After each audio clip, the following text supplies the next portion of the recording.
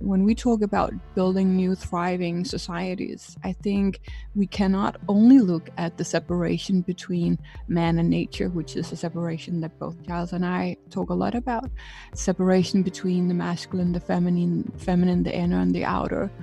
It's also about a separation between children and their parents. And we talk a lot about, in the era of regeneration, it's about integration of the feminine, the masculine, the inner and the outer, man and nature. And it's also about integrating all of those lost parts of ourselves. And I think to some extent, our children has been a lost part of ourselves. If we look at it more widely, it's also about integrating them and letting them be part of custodians of a new regenerative era. And as Giles said, learning to balance with that, being there for them while being there for the greater whole that is now emerging. Welcome to the Spaceship Earth podcast with me, Dan Burgess. Thanks for tuning in. This is episode 32. We find ourselves in the middle of an enormous crises of, kind of beyond anything we've probably ever experienced, certainly beyond what I've ever experienced right now. The coronavirus pandemic is it seems to be hitting everywhere. It's certainly in the UK. We're really feeling the lockdown process going on, and it's been quite an overwhelming week, and I've been feeling quite anxious and fearful and vulnerable and sort of strangely excited sometimes, and all kinds of stuff going on.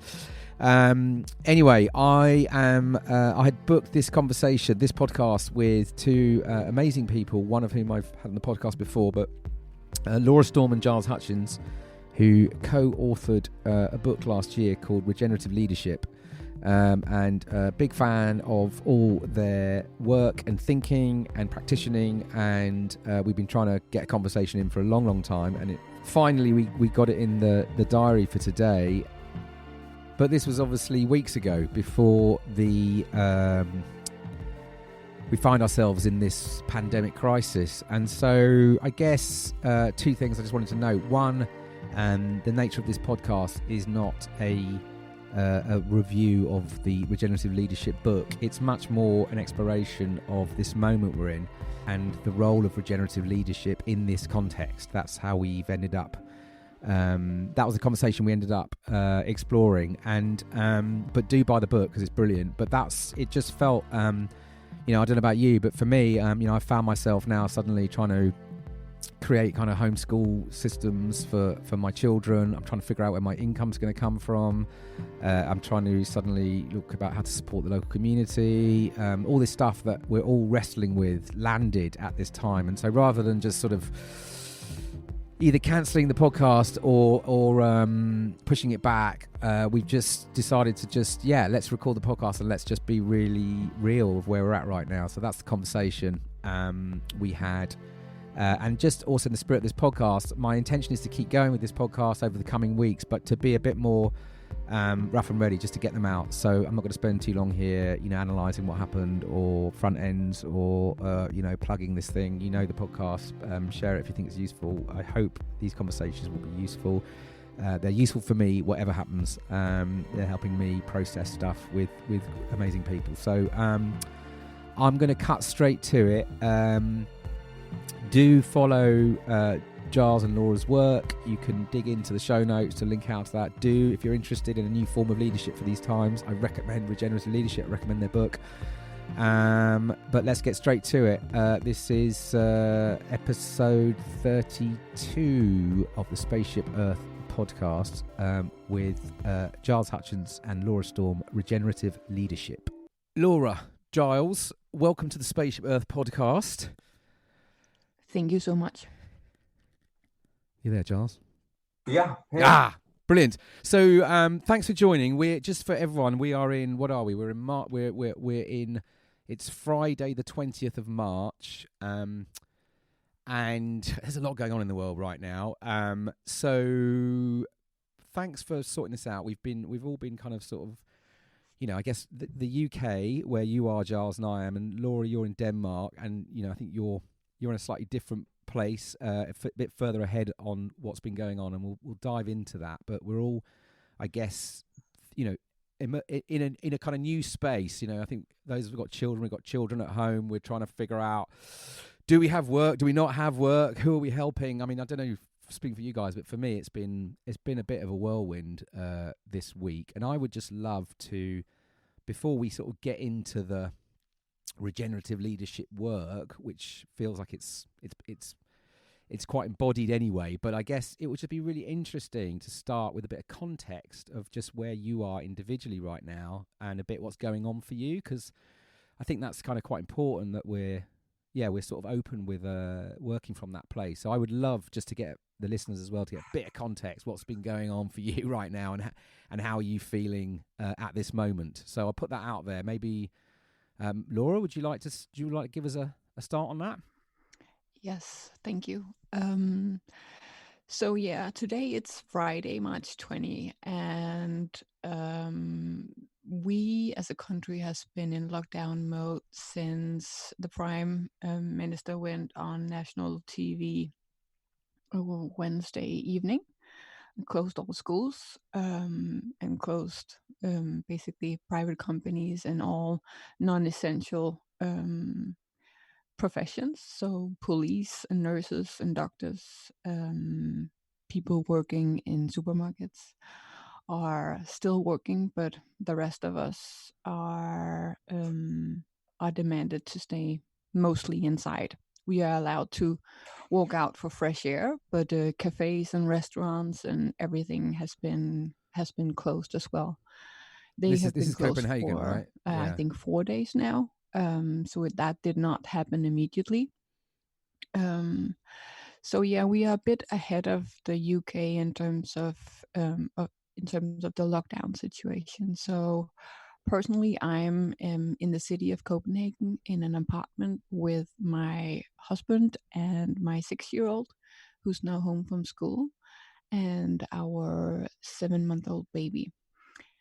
So an interesting time, and it's a time where I, on the micro level, oscillate between excitement and pure love and wow, this is what we've been waiting for, and then moments of utter depression, like where are we heading, and why are they talking about throwing away all their brilliant plans on building a low carbon economy, and instead are investing in financial bailouts and support of companies that does not have anything ingrained about sustainability.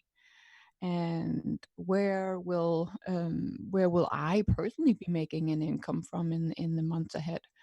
But interestingly enough, it's the kind of fear and worry that takes up very, very little time. I'm mainly just kind of weirdly calm, even though both me and my partner have been very sick this week.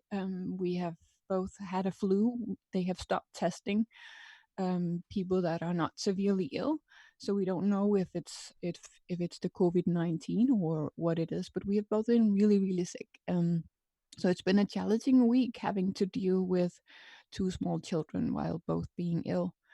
Um, but I'm surprised by the the love and the excitement of the cracks of light of a new emerging era that is also in the ether right now. So I'm surprised, but also relieved that many people like me are feeling that this could be what we've been waiting for. Thank you, Laura. Giles. Hello, it's lovely to be here. I think build on that really around something about it being oscillating. So sensing those oscillations in myself and others I'm speaking with, whether it be senior people in business, or whether it be the builders, building something here on site, and just talking. I think it's just nice to have conversations and for people to share what's going on for them at a personal level, and how it's affecting them. So that feels important. And for me and my work, I feel kind of blown wide open, because everything's kind of gone out the window, really. And it's quite liberating in some ways. It reminds me of when I nearly killed myself a few years ago in a car crash, because it was so kind of, the car was a complete write-off. In a way, I didn't worry about it. It was actually a kind of, it created a shift in me. And this is a bit like this, because it's so pervasive. Yeah. It's not just me and my business, it's global, that it actually blows things wide open. It's helping me open my barriers and my perceptual horizon to actually, why can't I bring all sorts of people here to the woods rather than traditionally focusing on senior leaders and corporate work? There's a space for allowing everyone to connect, and maybe that's what's inviting of me. So it's oscillating, but overall, a real opportunity now to spend some quality time with my kids. Yeah, God, wow. Thanks, Guy. There's so much in all of that, and like sort of connecting in with all of those kind of experiences that you're all going through, and having sort of been jumping on quite a few very open kind of Zoom calls this week, calls with people that I've never met before. Just feels exactly that there's a lot of fear around and a lot of uncertainty and anxiety, and I think even as humans, with folks that might have been, as I say, we've all sort of referenced this sort of slightly odd sort of undercurrent of kind of excitement or moments of like, is this it? Or even those, I guess, who've been sort of imagining this kind of thing is the thing that potentially will be the thing or the only thing that might bring about the change.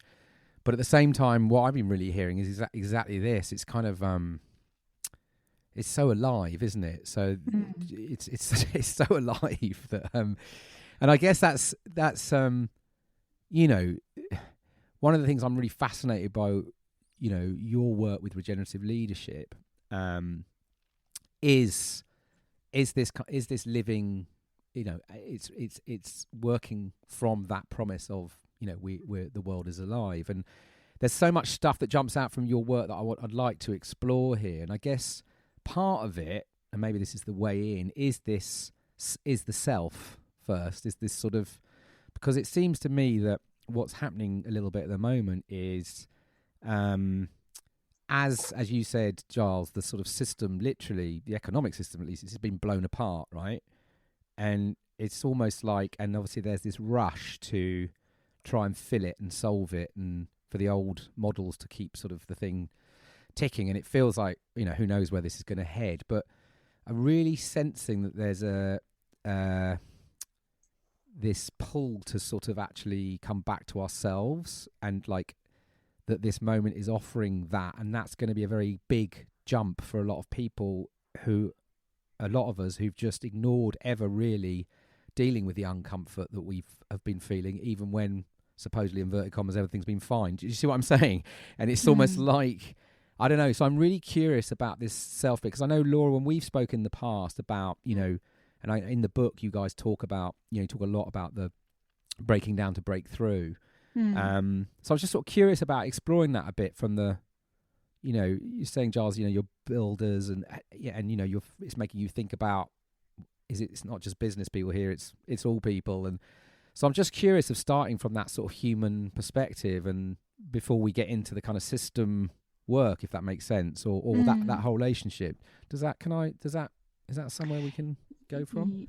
Yes, I mean, in the book that Giles and I have co-written, the main kind of model is the regenerative leadership DNA that consists of three main components: living systems design, living systems culture, and living systems being. And we can unfold them a bit later. But through those three components of the DNA model are two key dynamics that are alive and both are constantly kind of oscillating between two elements. And we talk about the regenerative leadership consciousness being two oscillating energies between self-awareness and systemic awareness. And now so many leaders are being forced to focus on both. They're being forced to seeing themselves as part of a greater interconnected system, and not just an island, not just as a mechanistic island that is not dependent on other living organisms in our world. But they're also, as you say, focused or forced to look themselves deeply in their eye. Who are they in times of crisis? How are they showing up, both in terms of how are they showing up with their families, but also how are they leading their organizations through this time of turmoil. So it's really a fascinating time for leaders to step up and be who they truly are, and that does require a deep self-inventory and a deep look inside yourself. And as you briefly touched upon, that is not easy for everyone. We are not trained to have that deep level of self connection, that deep kind of knowing of who you are in times of crisis. Both Giles and I have been through personal crises that have in many ways led us to do the life's work that we do now. And I'm excited to see how leaders will come out of the other side, because this is not just a leadership crisis or an organizational crisis or financial crisis. This is also a crisis that demands them to show up differently in their home. And that makes this extra interesting. Giles, I want to make space for you to provide your input as well, but we talk a lot about the importance of diving deep within yourself, and this time offers perfect and beautiful space for that. Yeah, just to build on that, Laura, I think you're right. I mean, it's interesting. Anytime there's a shift or a change and a disruption, it also brings with it an opportunity to see other parts of ourselves, or to see the shadows, which we often try and ignore when we get into routines of comfort. And so that's what's really going on now in all sorts of levels. And it's how we then respond to those, whether we respond with fear and anxiety, which is, of course, very natural, and allow that to then take us over, or whether we sense this fear and anxiety, but can also sort of reach beyond it by connecting deeper with self and source. So I was having some conversations this week with senior people who are now working from home and are getting their head around that. Many of them are not used to working from home, and they're also now getting their head around working from home with their children. And I think that's going to be very interesting. I think that's going to be really interesting how that plays out. And for some people to actually be around their children for longer periods of time. Now, there's part of me that wants to kind of almost just pause the work and be with the kids. And yet there's also a time, as I think all of us on the call know, to be there for people and to help people. And that often means holding space and doing webinars and Zoom calls and so forth. So it's a balance, isn't it? Back to this oscillation again. How can we allow that oscillation to be more flowing and less fearful? What do you think, Dan? But I think if I can just quickly comment on that, it's, I mean, you and I, Giles, have talked a lot about Sorry? That's good. Keep going. You and I, Giles, have talked a lot about separation being the root cause of a lot of the problems that we see in the world today, but separation on many levels. And I can't stop thinking about that. Part of the challenge we see today is also the separation between children and their parents, we spend so much time away from our children. Most people do on a daily basis. And when we talk about building new thriving societies, I think we cannot only look at the separation between man and nature, which is a separation that both Giles and I talk a lot about, separation between the masculine, the feminine, the inner and the outer. It's also about a separation between children and their parents. And we talk a lot about in the era of regeneration, it's about integration of the feminine, the masculine, the inner and the outer, man and nature. And it's also about integrating all of those lost parts of ourselves. And I think to some extent, our children has been a lost part of ourselves. If we look at it more widely, it's also about integrating them and letting them be part of custodians of a new regenerative era. And as Giles said, learning to balance with that, being there for them while being there for the greater whole that is now emerging. And I think it will be an incredibly important life lesson for all of us to have that dance between it all, between the breakdown of a 6-year-old who can't go out and ride a bike with her friends, while addressing things on a more systemic level. That is critical. It's critical that we redefine how we want to live life on this planet.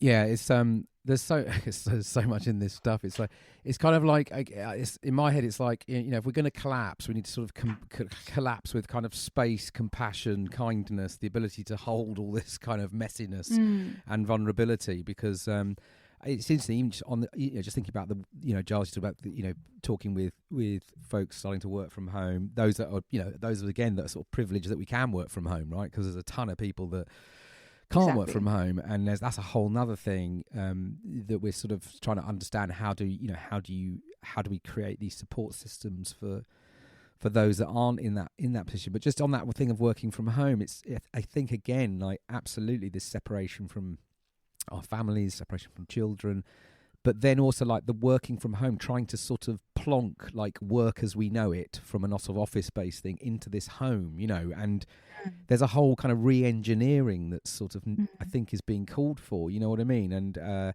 that's really tough for people. And it's I guess one of the things that's really live at the moment because it feels like, and this is a question of regenerative leadership, if it starts from within and it starts, you know, and we're not necessarily, you know, we're saying this is how we kind of, you know, how do we emerge from this? And my sense is that, you know, there's a huge calling for help, for people to help people on this you know, this is not, if you've been exploring this stuff for a long time and playing with it, you know, you've kind of been building capacity a little bit for these times, and it's challenging enough as it is.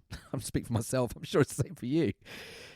But can you know what I mean? There's a huge amount of people that are starting to probably go, or starting to look at this descent, or look at maybe this precipice, and starting to feel all of this anxiety. But how can we help people through this? Because it does feel like, again, going back to the, you know, the markets and the economy and the system, the desire to jump in and throw solutions and, you know, keep business as usual rebooted. But actually, you know, some of the things that I'm really sensing is that this is potentially the moment to really go, you know, to do this work that you're talking about, to properly work from what are we feeling, you know, what is happening inside us. And so I think that's an interesting thing. Like, it's almost in my head, it's like, how would regenerative leadership approach this coronavirus crisis right now? You know what I mean? It's like, anyway, it's a lot going on at the same time. I think part of the answer is that the acceptance that now is maybe not the time that leaders under pressure are ready to hear messages of, now you have to listen deep within and be with yourself and just enjoy the stillness. All those kind of things can be to people under pressure that have a default kind of mindset of doing more of what they have always done, those kind of messages can be very provocative.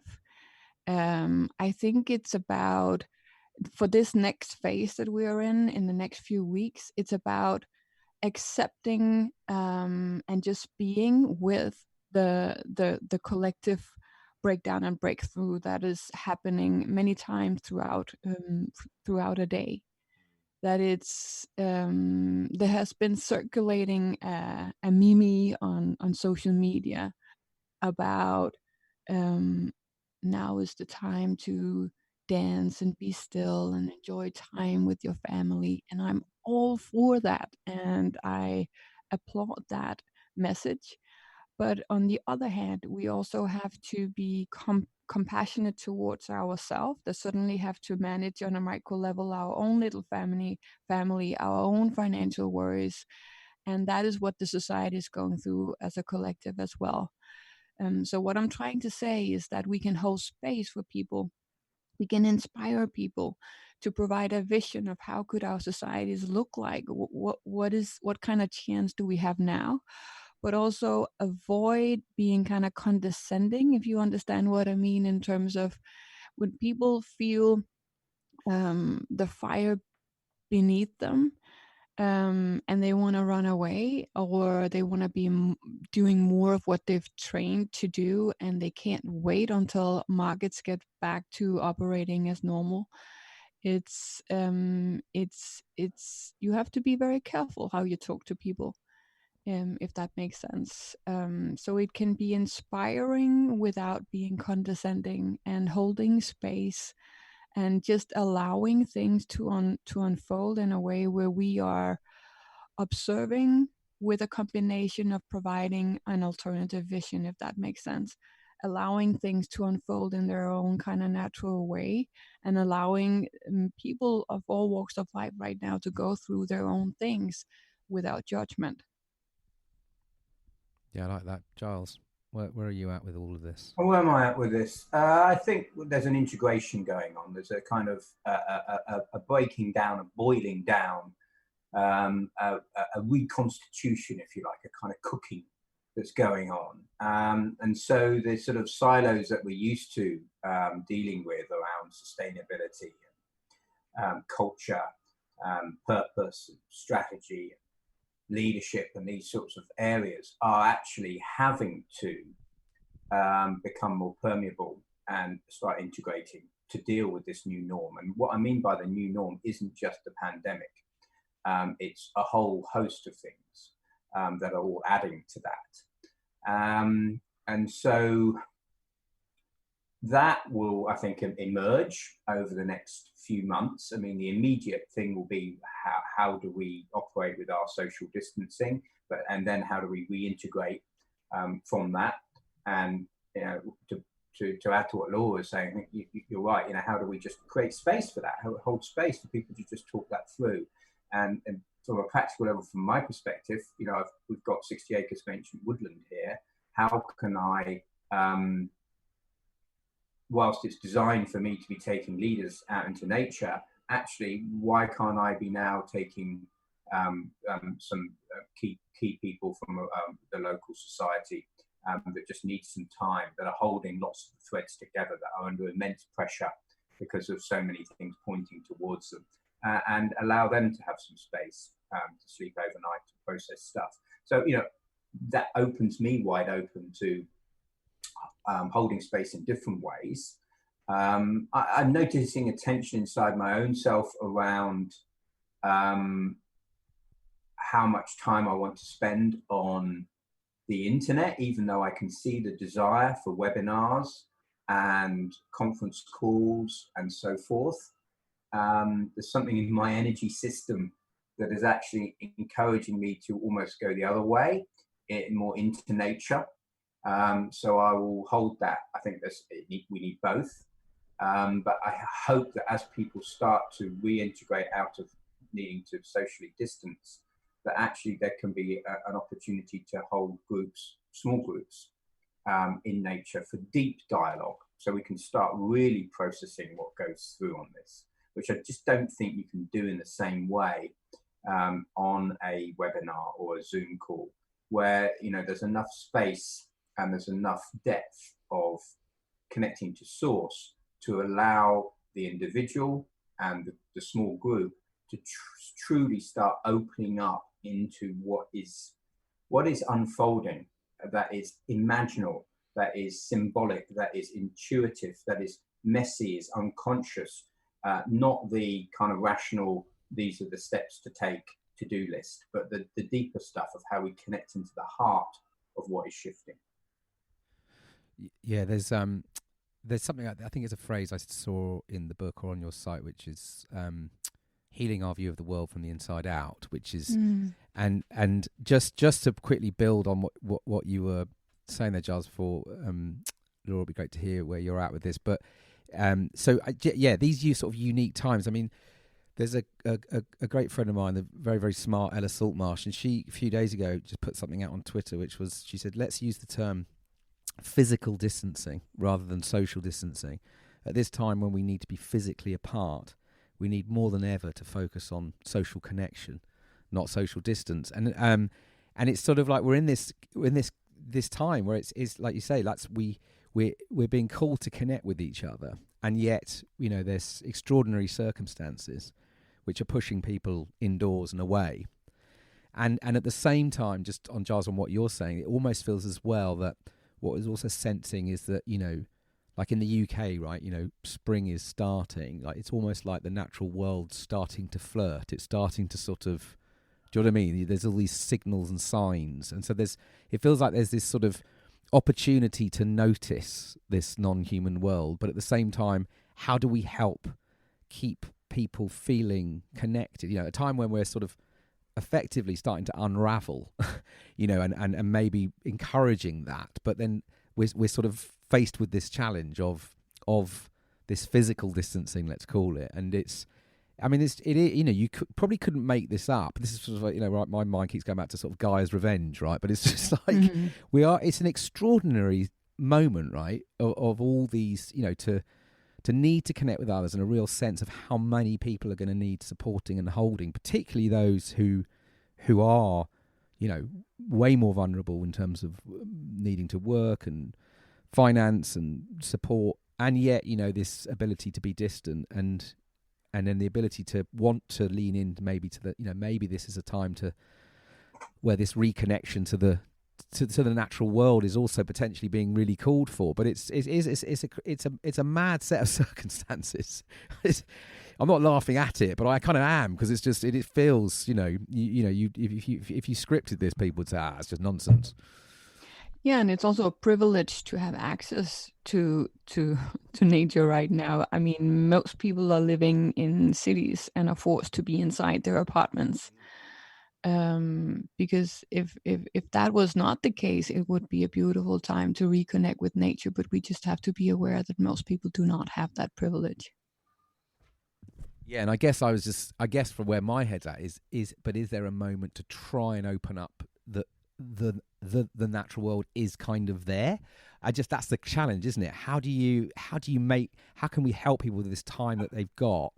I don't know. That's a question that's in my head, and I totally hear it. If you've got it on your doorstep, it's different. Most haven't, but you know, we're hearing how, you know, air pollution's dropping in cities more. You know, you're hearing stories. In Venice, right, exactly. So, and again, with all, I don't know. So it's just curious, isn't it? In the work, you know, in the regenerative leadership work, exactly. It's like how might we shift into these modes of noticing and of connecting, but with the constraints that we're under. It's a real time, isn't it, to try and bring that forth. I mean, listening to you both sharing what's going on, there's tensions here, and it's these tensions, back to the kind of concept of dancing that Laura mentioned, or playing music. You know, how can we allow those tensions to allow something other, something new, something different to emerge, you know, with our creative capacity?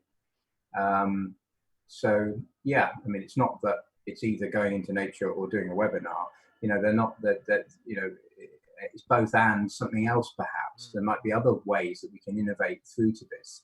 But certainly, how can we create that sense of deep connection with ourselves, with our families, with others, And so coming out of a period of time which will happen, where we are able to reconnect, but we don't just go back to business as usual, that we've used this time in a way to come out and reintegrate in a different way. That would be something I'd love to help stimulate. Yeah, and it's interesting because it's the way this is more or less, this crisis has been designed by whoever designed this crisis, is that we are forced to be home with our children.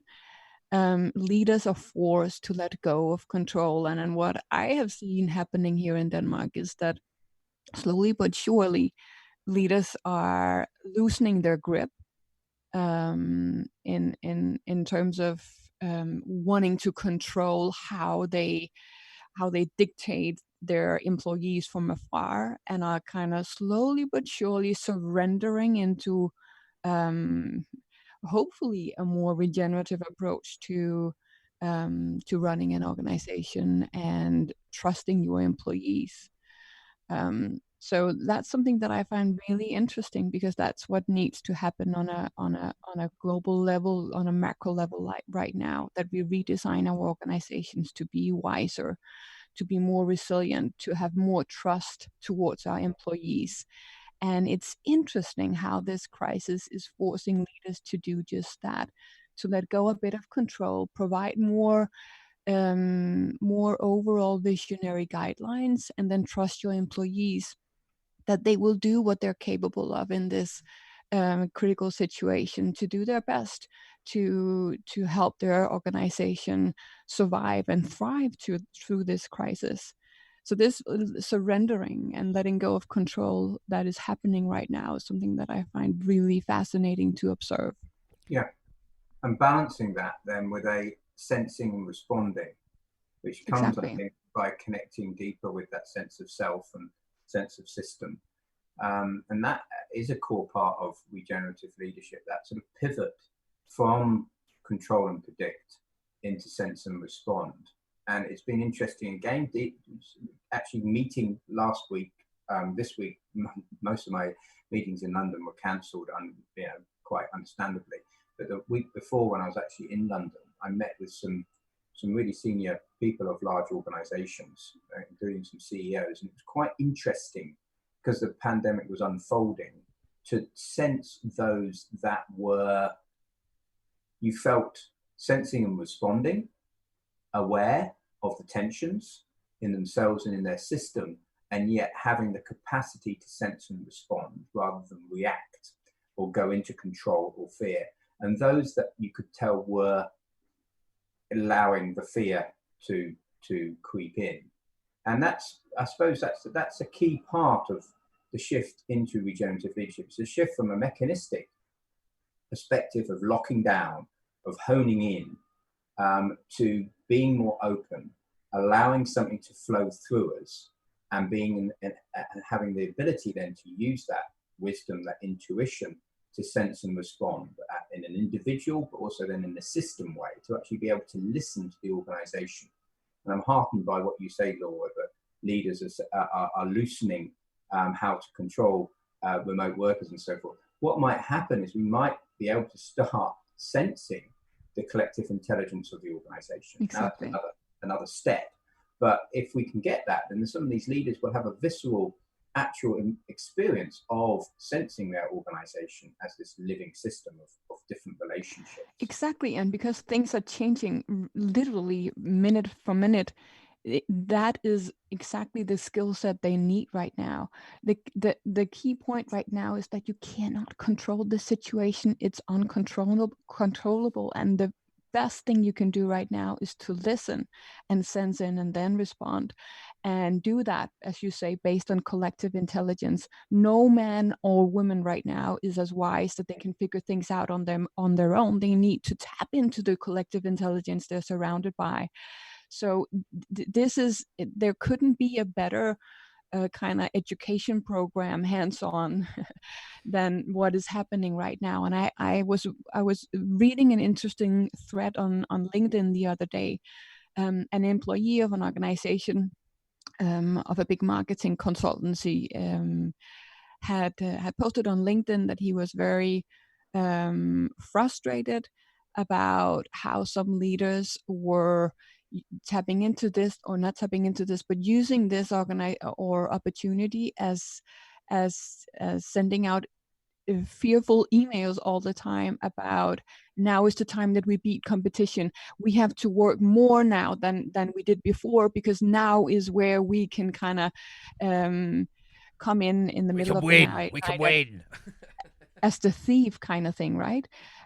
Whereas others were then sharing how their bosses were responding to this with a much more kind of heartfelt, compassionate approach, that now is really the time that you first and foremost take good care of your family, that you make sure that you are healthy, because we are in this for the longer run.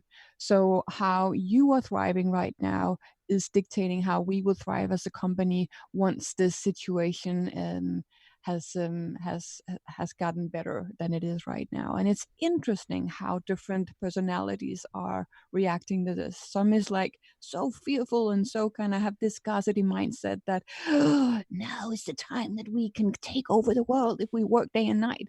And others are like, now is the time that we rebuild a resilient organization, and it starts with how you feel and how resilient you are in yourself and your families.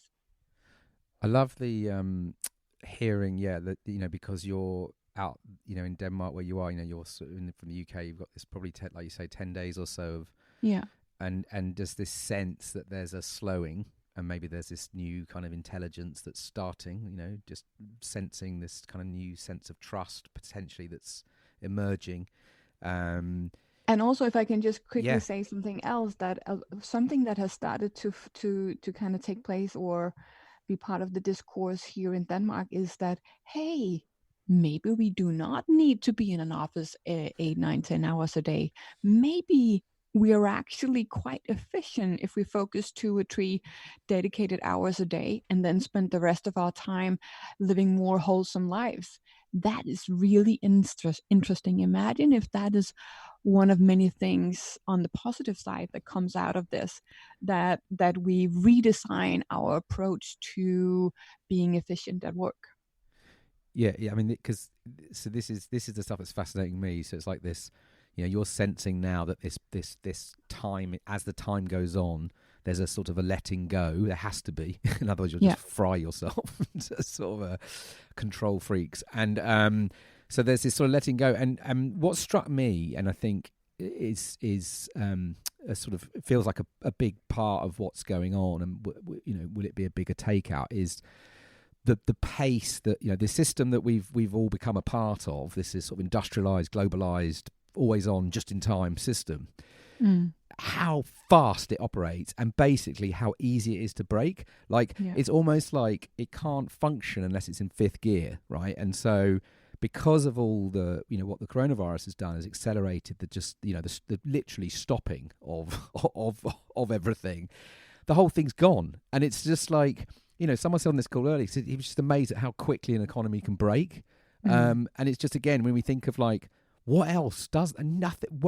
How can we have designed something that we now think that's acceptable for human civilization to be part of this thing that literally it can't operate unless it's destroying, unless it's sort of 5th gear destruction, materials, energy, flows of people, human, you know what I mean? Unless that's cranking, it can't operate. It's showing us that it can't. And I don't know. That's so interesting. And like you say, this whole sense now that, and again, I'm sort of caveating, there's a ton of people out there who aren't able to be at home. And that's a conversation I'd like to have a bit of thought on that maybe later on in our chat, just about how can we use this moment to better integrate with communities and parts of our societies that aren't able, because of this.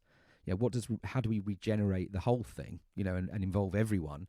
Because I'm very conscious of that. But if we go to this level of, a lot of people that are being forced to sort of, be in buildings, be accountable, be seen, and now we're in this sort of sense of, like you say, this emergence of more of a sort of a different type of intelligence, a collective intelligence, how people are reevaluating, I've been sort of doing remote working for years, so it's not a thing. But what I've noticed, a lot of friends, for them, it's been quite a thing, and they're quite a wake up to go, why am I going to all these meetings? Why do I jump on planes all the time? Why am I always here? And so that's super fascinating. And I think just for I hand back over to you, Giles, but just again from your, I think there's a frame I love in your work, which is like, we cannot build thriving societies if we would withdraw our well-being from the equation. And something that blew my head this week, because I'm doing some work on new types of stories, new types of economies, was this idea that, like, the word wealth comes in Anglo-Saxon from the Anglo-Saxon word wella, which means well-being, which means contented and healthy. And so it's just interesting, again, as we're in this sort of monetary paradigm where a lot of the terror seems to be about, economies and money and incomes and all those things that we need because we're part of this thing. But it's just interesting when we think, what has wealth become? You know what I mean? And actually, maybe at this time, these ideas of well-being at the heart, that just feels like a really interesting part of this story that's now sort of coming very much alive for people. This is a massive transformative shift that's happening. We're shifting from one sort of steady state, if you like, and complexity theory shows us that the system starts to speed up back to your sort of fifth gear, and starts to flicker, to break down, break through, starts happening as we start moving into another state. And there's a back loop that is created, sort of any vortex. You can see it in rivers, the undercurrents, and it's very easy to get sucked back with the fear back into the steady state. So there's a kind of gravity to the steady state that keeps it, and that's what we're seeing. And yet this flickering is happening. It's not just a virus, as I say. There's a whole myriad set of reasons that are contributing to this shift. And I agree. I think well-being is really at the heart of this. And the word well-being, as you say, you can go right into that, right to not being just about, what some of the health and well-being can be positioned as, healthy eating, healthy fitness and so forth, which is actually really important and a great way into it. But also, actually understanding more about our mind and our body as a kind of vessel, and how we can align it with what we call in the book the logic of life, how we can allow this deeper sense of how we connect with regenerative way of being in our organizations, in our social systems, and allow that to kind of flow through us. We can naturally enliven ourselves. This is the beautiful thing about being a human being, about being a living being, is that we can naturally enliven ourselves, and we can naturally regenerate and become life affirming if we allow ourselves to. And the current system has actually been distracting us from that at all levels, starting with the self, but also on the macro system level. And so actually this is a real opportunity now to get back to that well-being, to getting back to what does really aligns me, what allows me to be more congruent with who I am, to feel more alive in all senses of the word. And these opportunities of change, whether it be working from home and suddenly being thrown with our kids for 24/7 for weeks on end, are actually, as well as challenges to see our shadows, there are also opportunities for us to connect with what truly makes us wealthy in all senses of the word. Yeah, I love that. Whew. And Giles, just to say, because as I say, I'm in the same. Obviously, there's systemic. This is systemic collapse, breakthrough, breakdown, whatever you want to call it, right? And we know that, but it's just this extraordinary moment that this virus has sort of brought all of this stuff accelerated almost. I mean, it's funny. It's I've got a couple of teenagers and quite young teenagers who've been sort of, in the last, year and a half, been out striking on the climate strikes, and every month or so, and now and sort of we've been sort of, seeing this, the climate ecological breakdowns, front and center, starting to travel up, all this stuff, and then bang, this, it's coronavirus, and it's accelerated everything. As I say, it's, as you're rightly saying, this thing's been coming for a long time, but it's just, it's such a moment. I just, with them, they just back at home now. But again, even this younger generations as well. Like there's been a lot of pretty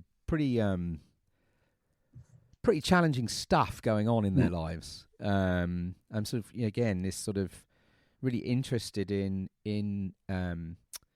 because to me, at least, your work, when I read about the, and see the work you guys are doing, it's whole, right? It's all about holism, it is, reconnecting, understanding our interdependence with all life. And so I'm really fascinated with this, what might emerge, as we all are, I think. But this separation piece feels so key, like, here's the work me, and I go off, and here's the business that I work for, or the job that I do, which is part of the economy, which is sort of over there or whatever. But it's almost like, it feels that if we shift to just accelerate to patch things up or to reboot, versus what I think we're saying, which is this to reimagine and to regenerate, which is going to need to sort of happen at every level, right? Sort of.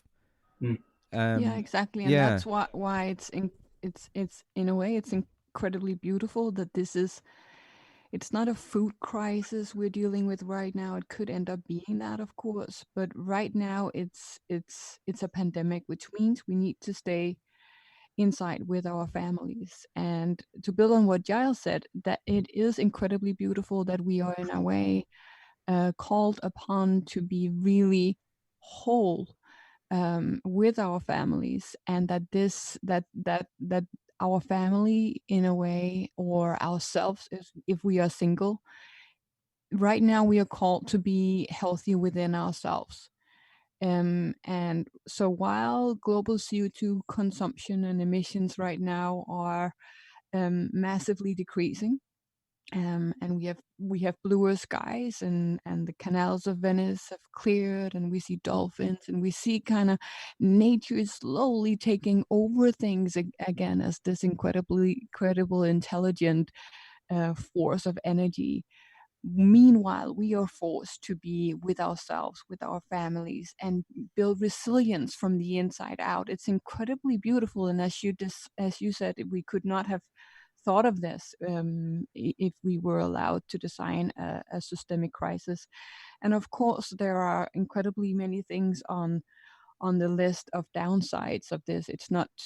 I don't want to sound like someone who is just like, we couldn't be better. But I think I am, and Giles is as well. We have decided to be optimists, and right now we just have a beautiful opportunity to rebuild our societies from the inside out, as we write about in our book, and to do that in a way that is resilient and regenerative. But having said that, just to come up with a concrete thing of what is happening in my country, they are currently bailing companies out massively. They are paying the private sector salaries for the next 3 months.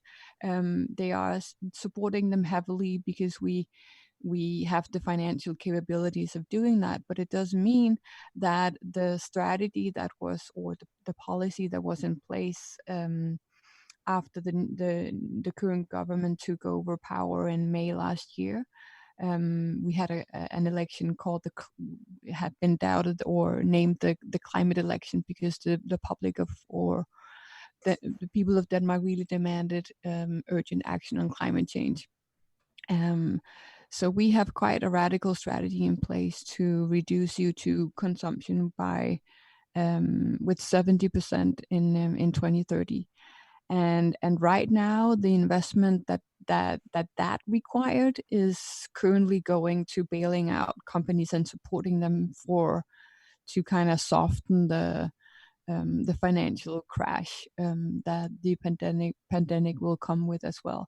And that causes great concern in me. And I'm trying to do my best to kind of inspire other ways of doing those support system for the private sector. Could it be that we could um, come up with a support system that is supporting already sustainable companies? Those that are not, we are supporting you if it comes in combination with a dedicated focus on transitioning to a low carbon way of operating. We will support you, but we will only pay your bills if it's done in a sustainable way, so that we do two things in one stroke. We also help this sustainable transition in our country. But it's like our current leaders are not really getting systems thinking. They don't understand that things are interconnected, and if we don't build resilient organizations and societies now, we will be in a similar situation. Who knows when? But it could be already in the autumn if the pandemic strikes again. It could be when the climate systems are starting to break down. It could be one food crisis after another. And if we think that we have seen some bad behavior in people during this crisis, I don't know how it's been in the UK, but here the supermarkets were just stripped an hour after the Prime Minister had given her speech last Wednesday. Imagine if this was a real food crisis, you would see some pretty ugly behavior in people, because it's like it's pure survival, right? Yeah. So that's just some thoughts from my country. The just quickly, Giles, just before giving, but this, I mean, my sense again, I mean, looking at all of this stuff, right? So when we look at this bigger picture, regenerative opportunity or moment, and I'm really fascinated in the work I've been doing around quite, really interested in like the Bacana two loops model, and how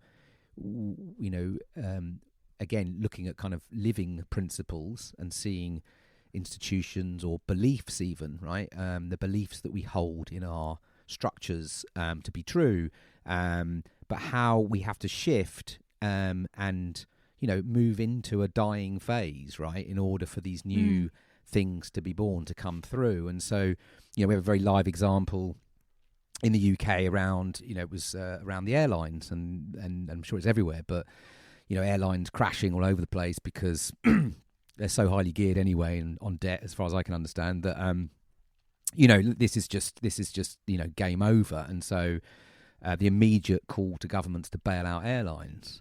At the same time, we're all starting to go, do we need to be going on as many flights? But you can clearly see that people are starting to ask these questions, like, and obviously that's on top of the carbon emission of that industry, but also the behaviours. People are questioning, I think, the flying, they're just jumping on flights at any time. So you've got this kind of like, so the gut thing is the industry to go to the government and expect a bailout. But actually, what about the questions that we might be starting to ask as societies about the validity of these industries? Do we need them now? What kind of formats do we need them?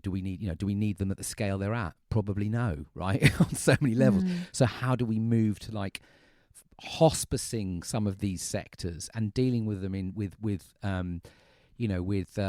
empathy and grace, and also in the Bacana two loops model, it talked about the fertilizing potential of bringing that industry, helping that industry down to sort of finish its days and then to emerge into like whatever the new transport systems and sectors look like. But these feel like the kind of conversations that you'd want to be seeing happening right now, right? Where we're not just rushing again into the space to fill this kind of uncomfortable hole that's opening up with let's just bail it and reboot, versus what we're talking about here about the regeneration. Well, that's going to involve some graceful closure, right? And transformation, right?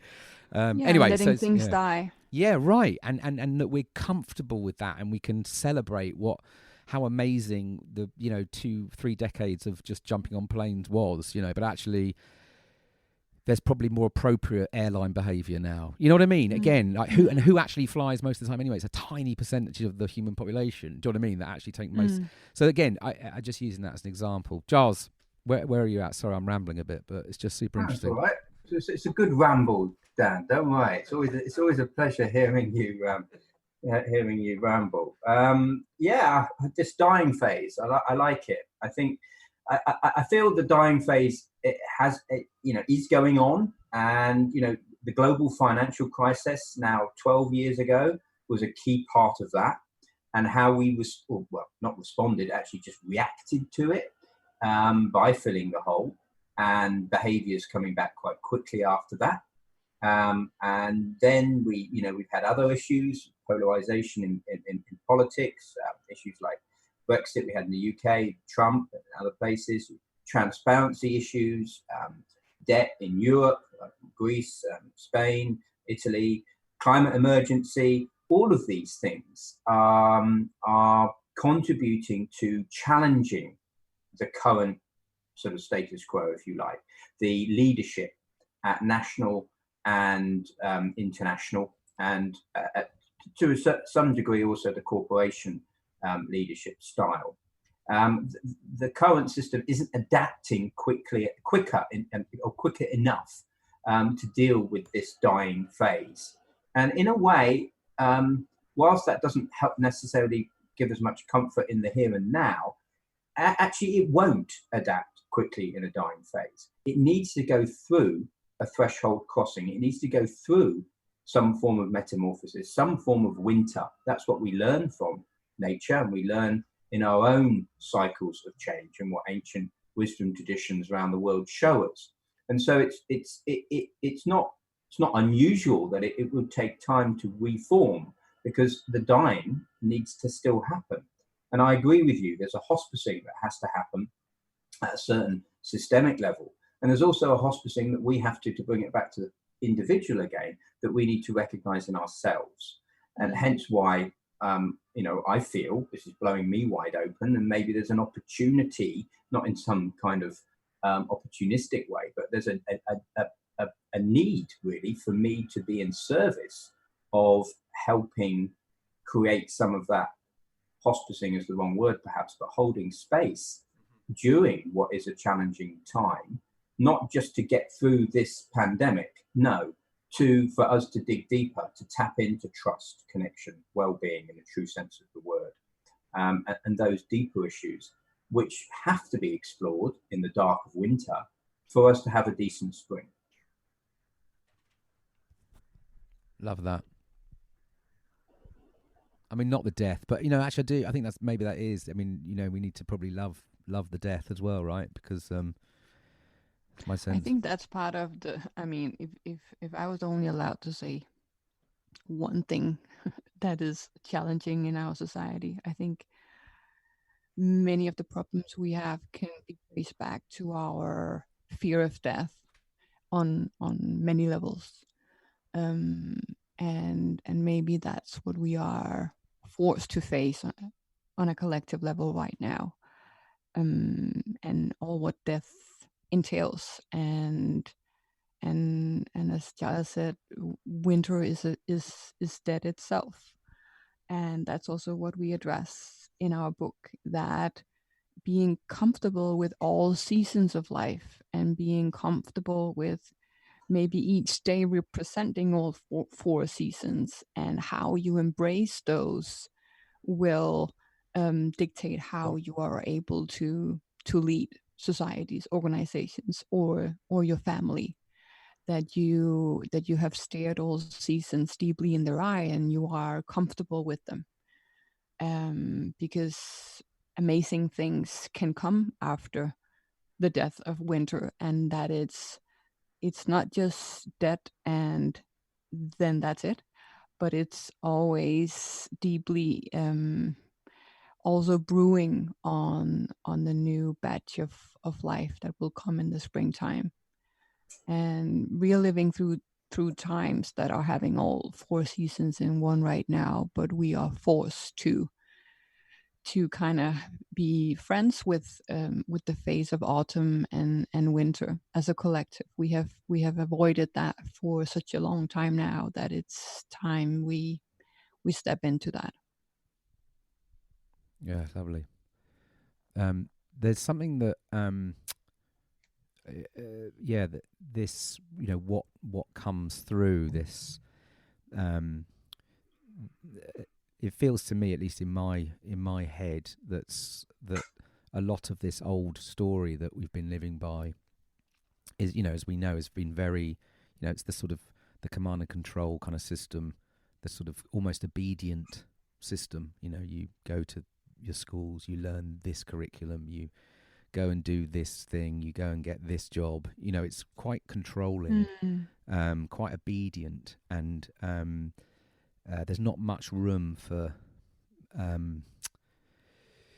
to sort of exist on, you can exist on the edges of this thing, but ultimately, and I think, maybe that's also the challenge. One of the challenges now, people are looking for answers from these institutions and things, and I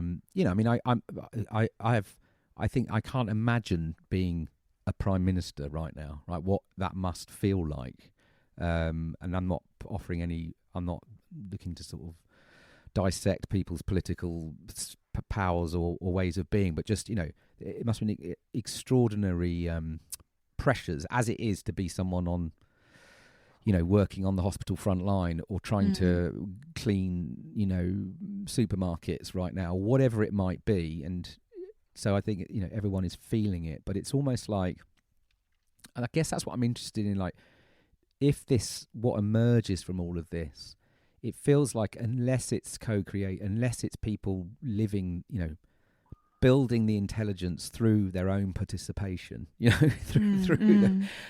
what I mean? It's like, I think there's a sense that suddenly the answer's going to get dropped again down, you know what I mean? Dropped down from the top. And now this is the new economy, and this is the new, but it just feels like we're in, this, the ability to sort of step into this is going to be massive. And so I guess, I'm really curious about regenerative leadership at this moment, for those that, are right on the front end. Like, how do we bring some of this thinking and practices and ideas, how might we bring some of that into our own communities, where we live, and the places we are. And for an example, like where I am, we've set up a bunch of WhatsApp groups for sort of elderly neighbours, but now we're starting to think, we're probably 2-3 weeks behind London, maybe. Who knows where we are out in the West Country? But we're starting to think, well, what happens if the hospital's something under pressure and people that are working need support? Do you know what I mean? And there's all these kind of questions that feel like that, a lot of the future is going to be, locally, right, what's in front of us, as well as, networked. But so I'm interested in how we might bring some of this kind of regenerative leadership thinking into these kind of crises that we're all going to be experiencing right in front of us. Does that make sense? It's sort of, yeah. So I don't know if you have any thoughts on that. Laura? I wanted to let you start, but I can go first if you prefer. Well, I don't mind. No. I think this is actually a really good opportunity to connect locally for all sorts of reasons. We've become completely sort of fractured in many regards. So actually everybody, back to the point of people working from home or not, or being in their local communities more, rather than commuting all the time, that in itself is going to create a change. And with that change comes tension of, can't cope with it, or puts pressure on systems, but also as we work through that, then comes into a place of something richer. For me personally, I'm sensing into it myself, and it will be something that I just learn to adapt to over the next few weeks and sense out. But I've already started to reach out to people more locally in my space that I think it would be good for me to provide some time with. So some people who I know are under immense pressure doing work locally. There may be some way even if just having conversations with them is helpful. I think quite trying to just, for me anyway, and this is different for other people. I mean, like WhatsApp group, hugely useful. It's not me though. I'm not even on WhatsApp. So I know I'm a bit last century, but for me, I suppose we all add different things to the picture. Yeah, and mine probably won't be to add any more to the social media and digital space. It will be more how I can perhaps provide my time and space to have conversations, just to allow people to air what's going on and to perhaps process that, and maybe to have, if social distancing allows or physical distancing allows, to come into nature. And back to your physical distancing piece, there can be ways that people can sit in nature and be totally safe from a contagious perspective. So those are the sorts of things I'm going to explore, working more locally. And then I can imagine some of that will connect to some of the more global work I do. And I don't mean global as in the whole planet, but sort of, more the wider system, London, wider part of Europe.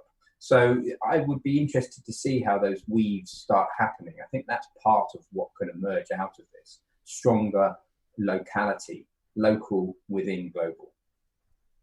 Love it. In terms of your question as to how regenerative leadership can kind of help us through this crisis, I'm called to offer some perspective locally as well, because in many ways, each country, each community, each family could serve as part of a new blueprint we're co-creating. And I feel very called to inspire organizations to apply the regenerative leadership DNA during these challenging times, because the regenerative leadership DNA is both focusing on design of products and services, and how can we do that in a way that is inspired by nature, using biomimicry, circular economy, etc. How can we focus on regenerative materials? It's also focusing on how do we build resilient cultures? How is our organizational design actually geared to the world of today, which has never been more important to address? So how do we build responsive, resilient organizations based on tapping into collective intelligence? How do we create cultures where it feels safe to be whole, where it feels safe to be yourself, where we don't have back-to-back meetings from 9 to 5, but we create those spaces of stillness and silence and reflections, and where we allow our deeper, wiser beings to emerge and have a say, so it's not just our heads running the show all the time. The time has never been more ripe to introduce the concept of the logic of life in relation to organizational redesign. And how can organizations and companies get through this crisis and rebuild based on the logic of life? How do we ensure a developmental and respectful organization? How do we ensure we have diversity front and center? How do we ensure that we allow self-organizing teams? That is what is happening on a collective level right now. Self-organizing on an impressive level, coming up with new organizations, new ideas. People are kind of being pulled towards each other, using webinars and whatnot to discuss these issues, regardless of whether you are based in Shanghai or San Francisco or wherever you are. We can learn from each other. And the time has never been more ripe to read the patterns that is emerging, and sharing our ideas and sharing that collective intelligence.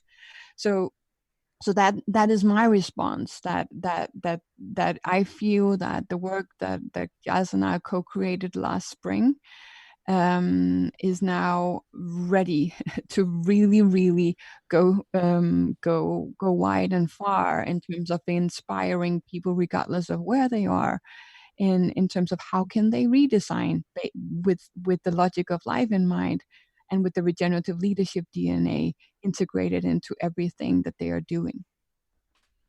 Love it. Love it. Yeah, I like just a quick one. I like the idea of spaces of stillness and spaces of heart connection. So it's something for me to inquire into. How does one create those spaces of stillness and spaces of heart connection in the midst of this pandemic? That's something for me to take away and explore how I can do that in the most effective way. And what about you, Dan? Come on, I know it's a conversation me and Laura contributing, but you're out there at the front line. What's going on for you? Oh, that's a question. It's I mean, I connect. As you know, I connect with very much, as you know, with all of this, and I'm trying and have been, for many years to live as much as I can with a kind of regenerative spirit, if you like, but obviously failing massively many times because of the pull of the constant pull of our sort of constructed worlds and all the pressures and tensions that we have as sort of messy, vulnerable humans, from family to paying bills to being creative and wanting to play, and it's funny, I sort of finished this week. I've had a very full week this week. I have done quite a lot of calls this week, and like I say, sort of unexpected calls, and then my children, just started, the last 2 days, they've finished school, they're home, and we've given them a couple of days of sort of almost, let's just go unplugged for a couple of days, and then we're going to sort of co-create a kind of a curriculum, a way of having some structure around learning from Monday. So that's what we're doing this weekend, and I've been sort of mindful to get some stuff out, done and finished. But it's interesting, Paul. I've sensed myself wanting to almost disconnect from all of this, and actually just try and be in this moment. And but obviously, again, very mindful of these different energies, and obviously the space that's opening up around, a lot of the work we've all been doing, and those before us for many years, and it's this kind of weird sort of dance between which energy am I trusting now, and what should I just shut down, and listening to you, Laura, talking about the sort of 10 days into lockdown and a sense of letting go that maybe you're starting to sense from people. And so yeah, I'm really I'm very just very I guess I feel very aware of all of this, and very definitely got some fear, not about I think it's just just again seeing sort of parents, and my parents all live apart in different countries, and sort of thinking about the elders around us and the youngsters, and and I am fearful for the journey that I feel is being called for. I guess I'm maybe it's fear. I sort of real feel that so many people are going to need a hell of a lot of holding, and that's the bit that I'm slightly that's the thing that's making me quite fearful, because I sort of even though I have a fear, I feel that I've done a lot of work on myself over the years, and I've broken down enough times and sort of come through to sort of I've let go a lot of so much of what I thought the world was, and I guess on the same thing, I'm excited by what it could be. What I know it to be. So when we are able to slow down and connect with each other, and I guess that's a thing. So there's a bit of me like, what would good governance look like at this time? And it feels like, I'm interested in, I've been doing quite a bit of work around new stories for a new type of economy. I've been working with a couple of networks for economic transition, and we've been exploring kind of stories and narratives that might help people see that there is another way beyond, industrial growth models, monetary paradigms, success measured by productivity, economies separate from nature, all these kind of like big beliefs, and And we've been sort of exploring that. And then you think, well, what would good governance look like now? And it's almost like, it feels like we kind of, if 2008 was about bailing out the banks, we need to be quantitatively easing the commons and the households, the people, and not the markets have had everything, and it feels like, I think we need to be able to create some sense of knowing that people can feed themselves and that they've got a roof over their head in order to be able to, put their seatbelt on and deal with the ride that's coming. And I'm worried that without that, it's going to be, it takes me to some pretty bad places. So that's sort of where I'm at. Like, and I don't know, again, I'm sort of naive in some ways when it comes to these, but other ways I'm thinking, sure, that feels like, we could shore everyone up for 3 months, the most vulnerable particularly, and just, and then help support those that are going to need the support from a health perspective and whatever. But, if the numbers are right, I just look at the, the elderly thing. If it is going to be over 70s, for example, are going to have to lock down for 3 months. And I think in the UK there's 8 or 10 million, I'm not sure.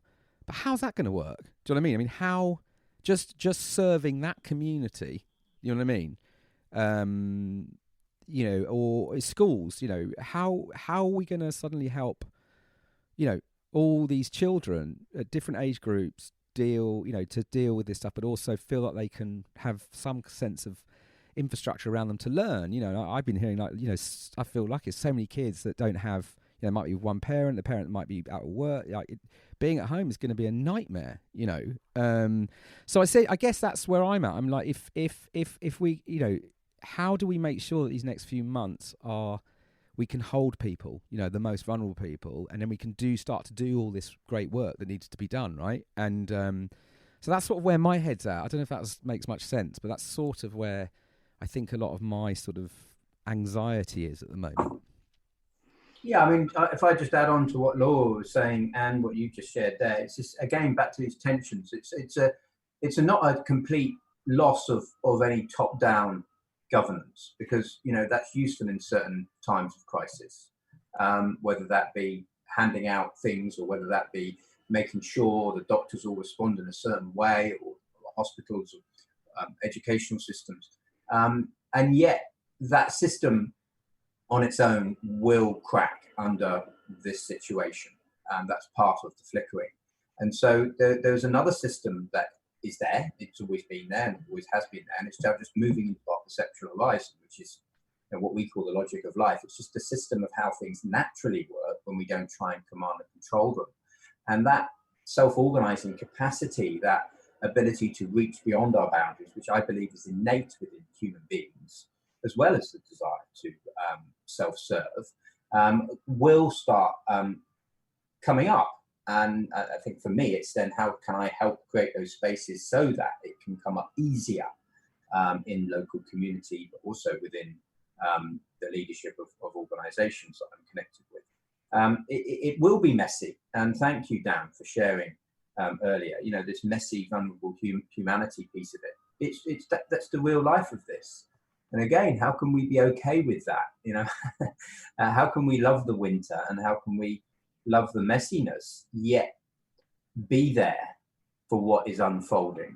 And to Laura's point, how can we embody this way of designing, this way of embracing cultures, and this quality of being, which naturally takes its insight from how life works, rather than being singularly at odds with life, because that programming has now fallen apart, and something new is now coming through.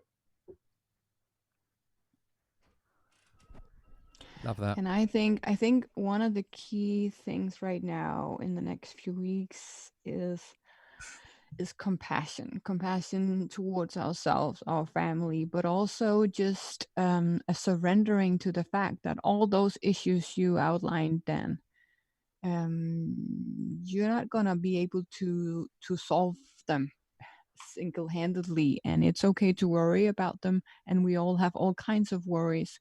But I think one of our greatest kind of focus areas right now is to provide some stillness and some calmness in the midst of this storm that we are all trying to navigate, and have that sense of kindness and acceptance as to what we're actually capable of, and that it's first and foremost a matter of standing strong within ourselves and not being scattered and trying to fix everything at once in phone conferences, and just allowing this collective surrendering to happen. I'm not saying we shouldn't take responsibility. We shouldn't form local communities to help out those that need our help. I'm not saying that at all. I'm just saying that now has never been a better time for us to be compassionate towards ourselves and those we are around, in a way where we provide some calmness in the storm. Yeah, no, that's lovely, and I think that's it. The framing, I think that's maybe how to just, if we could just sort of create the sort of conditions, the kind of scaffolding, the basic scaffolding that would allow compassion to flourish, if you like. Do you know what I mean? That's sort of, I think that's absolutely right, because so it's that's, and maybe that's all possible. And just a very concrete example of that happening on the micro level is the first few days. It was actually an utter nightmare here in our little household, because I was feeling ill and our daughter had to suddenly kind of get her head around not going to school and what is going on. And we don't have a TV here and we don't turn on the news. So she's not exposed to that. I think that is incredibly important, not exposing young ones to that. But still, she sensed that something is wrong. And my husband, who was working full time, suddenly having to kind of establish a home office, and we live in a tiny apartment, so that's not possible. He's working from the kitchen table with a baby and a 6-year-old and me around him, and it was quite chaotic. And we were fighting quite a lot. And then this kind of slowly but surely, okay, right now the most important part is our well-being. The most important part right now is that mom and daddy is well functioning and are as happy as we can be, and that requires letting a lot of stuff go and just accepting that we are not delivering on all the kind of deadlines we need to deliver on right now. But right now, the most important thing is that we are thriving as a union, and that our little family is thriving. Because from once that is in place, we can start to see what is alive now when we have the extra energy. And that would, if I could send something forward to families right now, that would be it. That right now your core focus is to thrive within the four walls of your little household. Love that. Thank you for that, Laura. That's brilliant. Giles, any offerings for folks out there? Are there any sort of, I think that's, this challenge of being kind of, locked down, and are there some regenerative practices that will be useful? I love that from Laura about like just focusing on the family. Anything else we could offer up people as ideas? I think the simple way of just noticing oneself, and being compassionate with that oscillation, noticing when we're getting into fear, anxiety, we're pushing things and we're doing that, just noticing it. And I think even in the act of noticing it, it creates a space. And yes, there are simple practices that we can do to help us connect with our heart, to help us create that scaffolding that you talked about, the nutritious soil that helps create more of a compassionate situation.